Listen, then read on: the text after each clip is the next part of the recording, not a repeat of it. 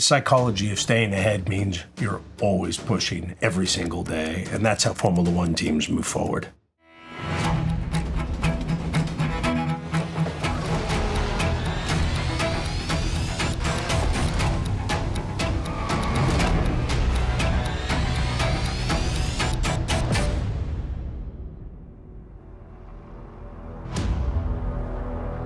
You've got one driver that stands on top of the podium, but behind that one driver is over 1,000 people. Every single one of those individuals are critically important to the competitiveness of a Formula One team. It's not the individual that counts so much. It's about the team that makes the success. DP World is about the team spirit. We have more than 110,000 employees, and each individual makes part of it and is very important to the end solution for our customers.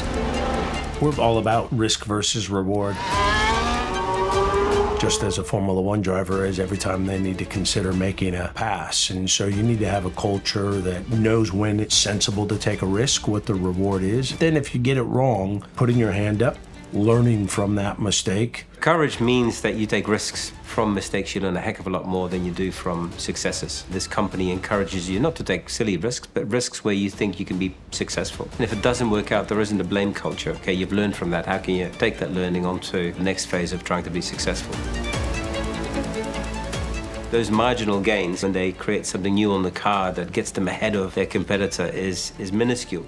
It's part of what we do, finding that extra 1% to go a little bit faster and get the performance to the track. Our business is exactly the same. We continually look for those small margins of improvement to get packages or cargo or solutions to our customers faster, quicker, better. Pretty much after every single event, we come out with a number of learning points that we try and implement pretty much immediately. The data is there to guide us, but also you can use patterns, intuition, gut feel to help unlock some of those decisions. The turnover of containers per hour is somewhere between 30 and 40. If you can make a marginal gain of, say, 5%, and you take that across the 90-odd million containers that we move in any given year, you can imagine the efficiency that you can drive for customers all across the world.